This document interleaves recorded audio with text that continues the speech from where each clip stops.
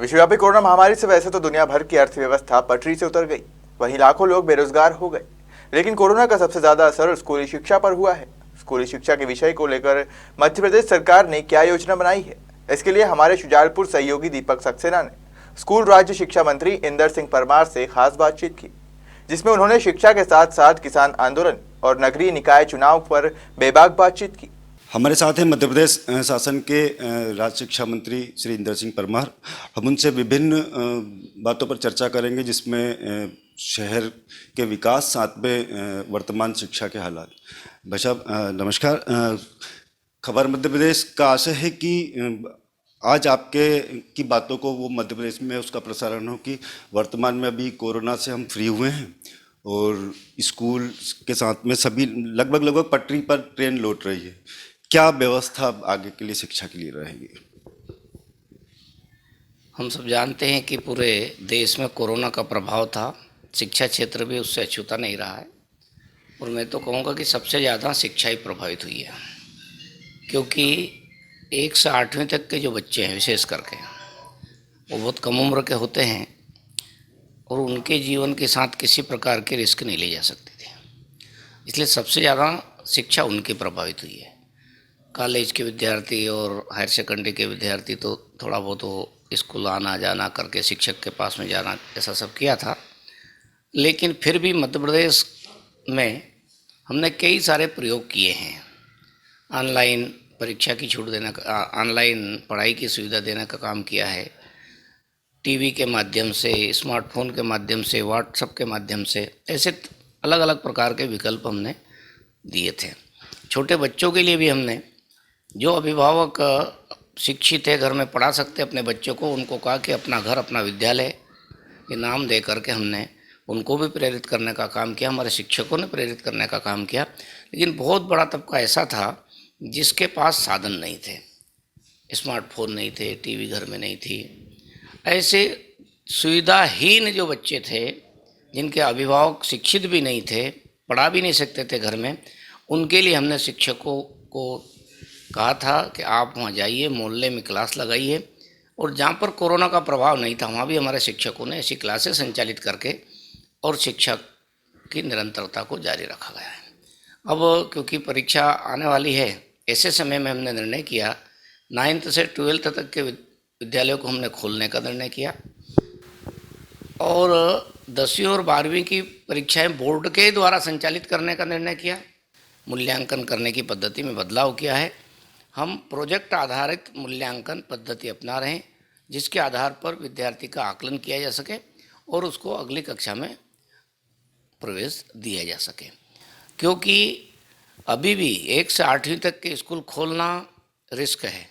जब तक कोरोना 100% समाप्त नहीं होगा, उसका डर समाप्त नहीं होगा, तब तक बच्चों को स्कूल में बुलाना रिस्क है। वैसे भी 9th से 12th तक भी 100% विद्यार्थी नहीं आ रहे थे, लेकिन उसमें जिन विद्यार्थियों ने घर में पढ़ाई कर ली है, अभिभावक पढ़े लिखे हैं, उसमें हमें कोई कठिनाई नहीं, उनके अनिवार्यता हमने नहीं की थी, उनको स्कूल में आना बाध्यता नहीं थी। वो अपने घर से भी पढ़ाई कर सकते हैं, लेकिन जिनके घरों में दिक्कत है, शिक्षक से समझने की ज़रूरत है, वो ज़रूर रेगुलर क्लास में आकर पढ़ाई करें।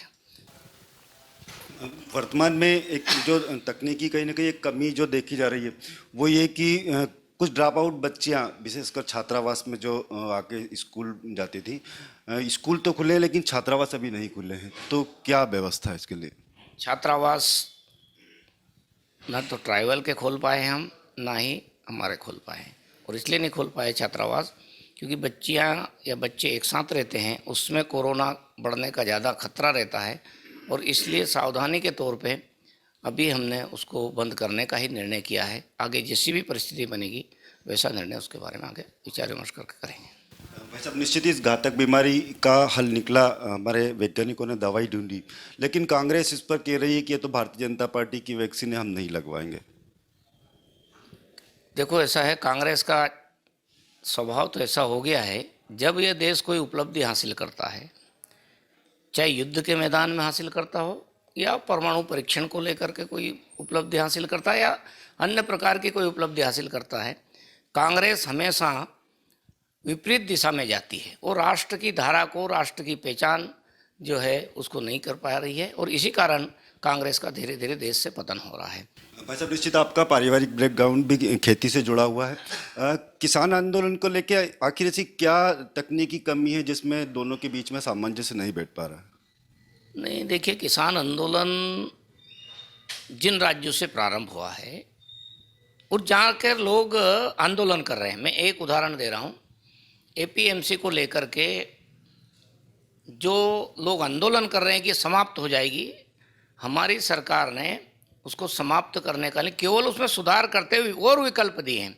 खुला मार्केट दिया किसानों को और मंडियों को बंद करने का निर्णय नहीं किया। इसका मतलब हम समाप्त उनको और अच्छी करेंगे मंडियों को, लेकिन मंडियों का ही भरोसे केवल किसान नहीं रहे, वो जहाँ चाहे वहाँ किसान बेच सकते हैं। किसानों को आज़ादी दी गई है। एक सवाल उन लोगों के लिए जो नगरीय निकाय चुनाव में अपना भाग्य आजमाना चाहते हैं। चुनाव निरंतर बढ़ते जा रहे हैं, आप मध्य प्रदेश सरकार के प्रमुख हिस्सा हैं, कब होंगे चुनाव? हमने मतदाता सूचियों को पुनरीक्षित करने का काम प्रारंभ किया है। जैसे ही हो जाएगा, हम 2-2.5 महीने के बाद में उसकी तारीखें घोषित करेंगे और निश्चित रूप से हम उस चुनाव को कराएंगे। कांग्रेस ने चुनाव को एक प्रकार से खिलौना बनाने की कोशिश की थी और इनडायरेक्ट पद्धति से उस चुनाव को करने जा रही थी। हम वापस प्रत्यक्ष प्रणाली से ही चुनाव को कराएंगे ताकि आम जनता अपना नगर पालिका अध्यक्ष चुन सके, अपना मेयर चुन सके। ये हमारी लोकतंत्र में सच्ची निष्ठा का प्रमाण है। ये थे हमारे साथ राज्य शिक्षा मंत्री इंदर सिंह परमार, जिन्होंने 3 बड़ी बातें बोली है कि एक तो जो क्षेत्र की जनता को नर्मदा का पानी मिलेगा, जिससे किसान निश्चित अपनी जो खेती है वो सिंचित कर पाएंगे। साथ में उन लोगों के लिए भी शुभ सूचना है कि 2 से 2.5 महीने बाद सरकार चुनाव कराने जा रही है। साथ में शिक्षा को लेकर भी कुछ और बदलाव की आवश्यकता है, जिस पर उन्होंने प्रकाश डाला। खबर मध्य प्रदेश, दीपक सक्सेना, शुजालपुर।